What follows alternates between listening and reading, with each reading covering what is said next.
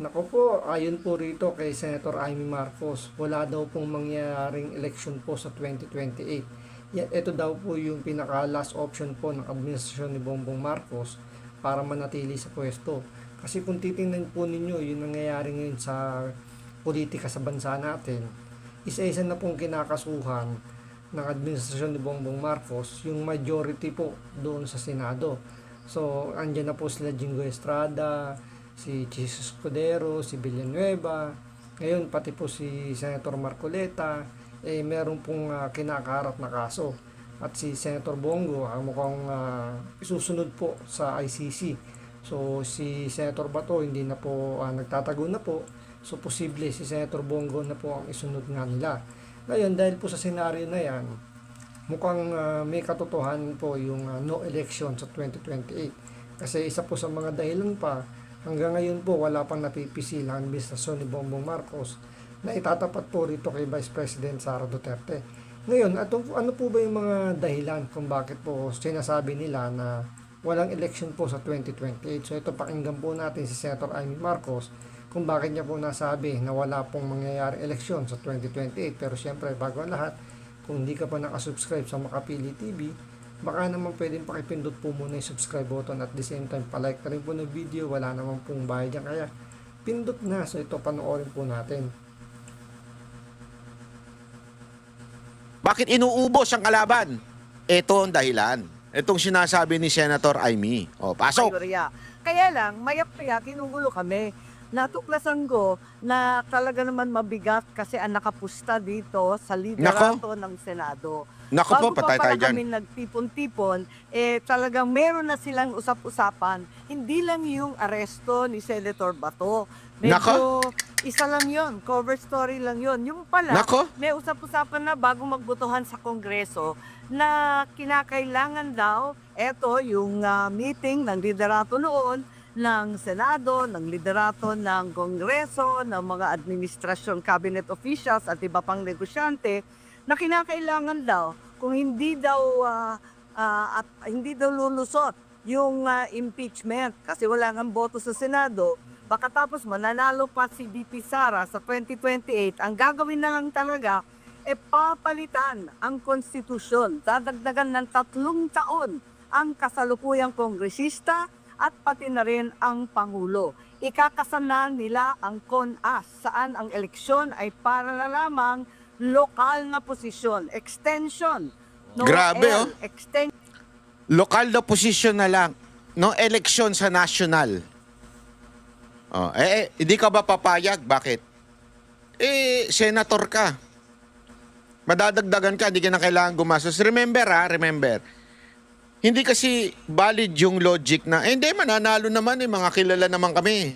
Yung sa minority. Hindi yun. Ang issue dyan, yung gastos. Tandaan ninyo, di ba? Ang sabi nga nila, for you to be able to have a chance of winning, you have to spend at least 500 million to be a senator. Ganun sa Pilipinas. Saan mo ngayon pupulutin yung lintik na 500 million na yan? Di ba? Mamamalimos ka sa mga negosyante. Oh, mahihirapan ka, trabaho yan, mahirap yan. Mag-iikot ka. O, malaking benepisyo sa'yo pagka no election. No election? Aba, extended version. O, matindi po yan. O, kaya nga, yan yung yan yung binabargain doon sa mga pinalilipat sa kabila. Dito sa kampo ng administrasyon. Para pag kayo lumipat, extended kayo for 3 years. Less gastos yan. Malaking bagay mga kababayan. Hindi biro ang 3 years. Yung gastos na maliligtas nila dyan. Oh, tuloy. Ng 3 taon. Tapos, papalsan pa daw yung edad ng Pangulo. Gagawin ng 50 years para hindi makasakbo at disqualified na si VP Sara. Yon. Alam mo naman si VP Sara Duterte, bata-bata pa yan di ba? Gagawin daw 50 years old ang default. Para bagang 49 pababa o 50 pababa. Hindi, 49 pababa. Hindi pa pwedeng tumakbong presidente.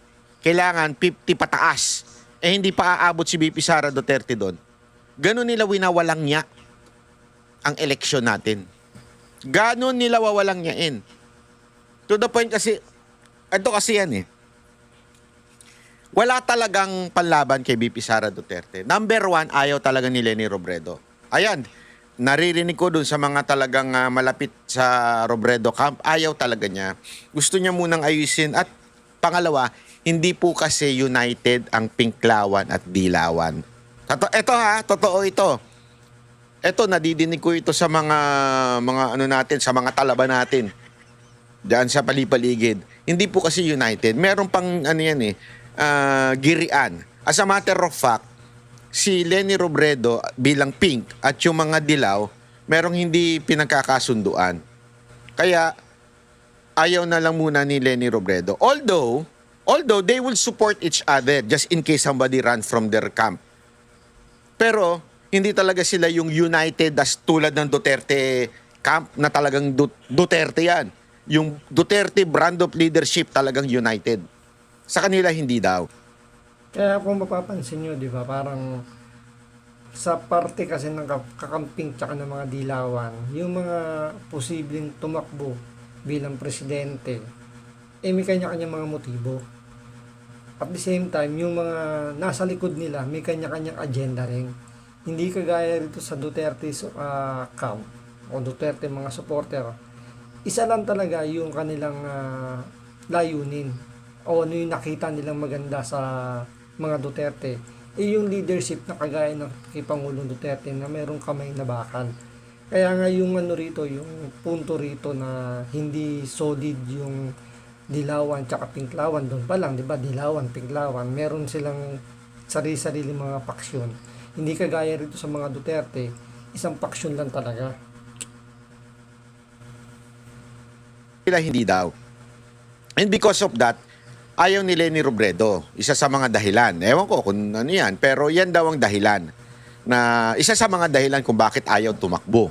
Ngayon, itong ang siste dito. Dahil doon, wala talagang gustong tumakbo under the flagship, under the side of Marcos. Kasi nga alam nilang suicide 'yun. Alam nilang suicide 'yun dahil sa totoo lang, ang may gusto kay Marcos siguro mga 5% na lang ng mga Pilipino. Tapos yung 3% doon bayad pa. Yung mga vlogger nila, yung vlogger nilang naglolokohan. Kasi meron silang pinuno na vlogger dyan eh. Na scammer. Yung hingi ng hingi. Hindi ko na sasabihin kung sino ha. Yung hingi na yon, scammer yan. Ang dami ng in-scam yan. As in siya yung namamagitan between the politician. Mahilig yan na name drop na mga politician from the Marcos side. Tapos siya yung kickback. Tapos barya lang ibibigay dun sa mga squammy niya na mga vlogger. Alam mo kung bakit? Kasi squammy naman yung mga yan eh. Satisfied na sila sa mga barya niloloko sila nung isang yon. Hindi nila alam yon. Yan, kilala na yan. Booking na yan na nanloloko. Tapos, yung iba naman yung mga high-end na influencer. Nanloloko rin yun. Kaya nga papansinin mo, hindi sila ganun kasi nga, tingnan niyo yung mga vlogging nila, bobo. Alam niyo kung bakit? Kasi parang ganito yan may proyekto ang gobyerno. May kickback yung congressman. May kickback yung secretary. May kickback yung USEC. May kickback yung nag-allocate na politician. So, yung magagawa, sa tingin ninyo magagawa? Ano na siya? Parang substandard na. Ika nga. So, pag substandard na yung magagawa, parang katulad din ng mga vloggers ni Marcos. So, yung middleman nila kumikickback. So, barya na lang yung natitira na ipamimigay doon sa mga vloggers. Tuloy, puro squammy yung mga kinukuha nila. Ito na lang, walang So parang lumalabas, flood control, di ba? Kung hindi ghost, substandard.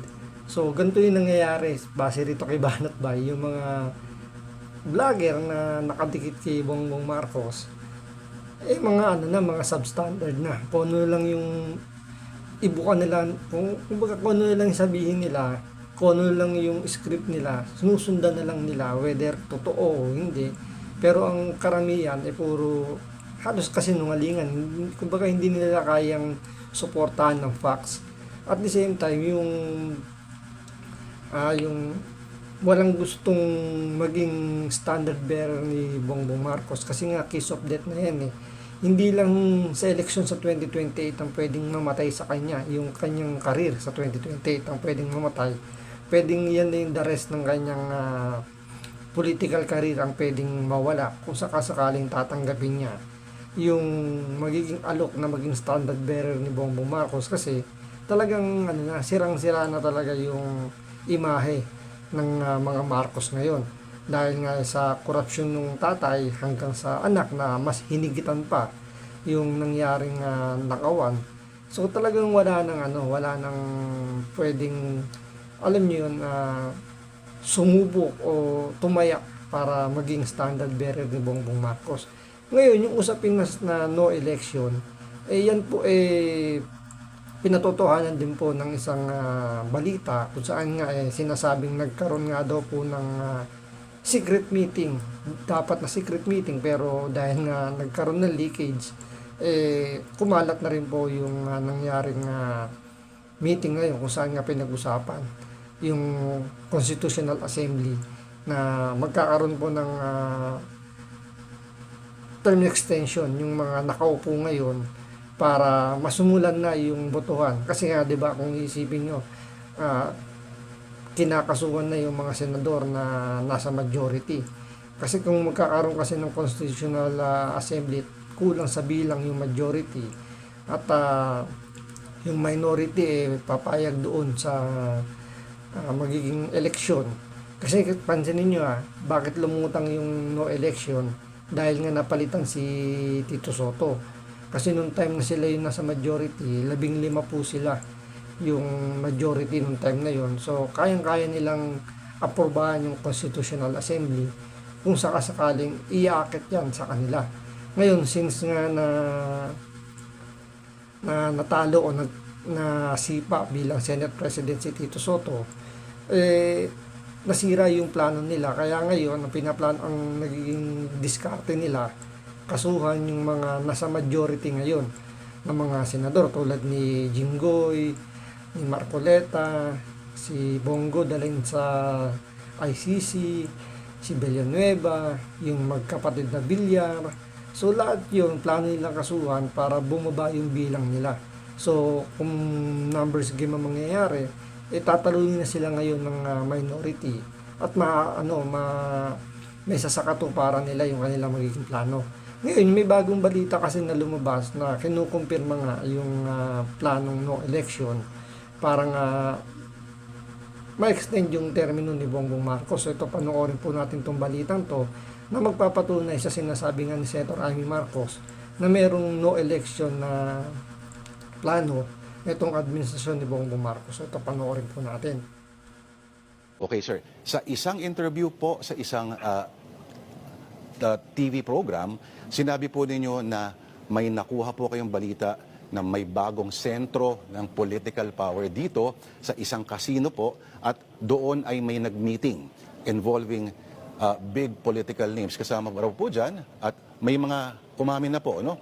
Ang dating Senate President, Tito Soto, Sandro Marcos, ang House Speaker, at sinasabi po na ang pinag-uusapan daw ang possible no election scenario. Sir, can you tell us about the meeting, sir, sa reports po na nakuha ninyo? Nung isang linggo, Huwebes nung isang linggo, bago ko sinulat yung column na yan, nasabihan ako na nagkaroon ng meeting sa VIP lounge ng Soler, no? Na nando doon si Speaker Bogie P, kasama yung Deputy Speaker niya na si Ferdinand Hernandez, at si Senate, nung panahon na yon ay Senate President Tito Soto, kasama naman si dating Senate Secretary na si Mark Mendoza, no? Si Dong. At ang napag-usapan daw ay ang pag-aamyenda ng konstitusyon sa pamamagitan ng Constituent Assembly, no? At yun doon yung mga natalakay, yung napakinggan ng aking source, ang mga natalakay ay una, ang Senado once the Constitution is amended, ang Senado ay gagawing ang eleksyon by region. No? Hindi na yung ngayon na nationwide ang paghalal natin ng ating mga senador. So by region, which means 18 ang ating administrative region. Kung tig-2, pinag-uusapan daw kung 2 o 3 per region. So kung 2 per region, magkakaroon ng 36 na senators. At kung 3 per region, magkakaroon ng 54 senators. Ngayon, para magawa yun, kasi magta-transition yan, di ba? Kung magkakaroon pa ng constitutional change, yes, sir, magkakaroon ng transition. In which case, para ma-synchronize, yung mga senador na re-electionin sa 2028, bibigyan ng 3 taong term extension. No? At gayon din ang mga congressmen. Kasi syempre, kung i-extend mo yung senador, hindi mapapayag yung congressmen na hindi sila i-extend. So, yun ang napag-usapan, no? Na,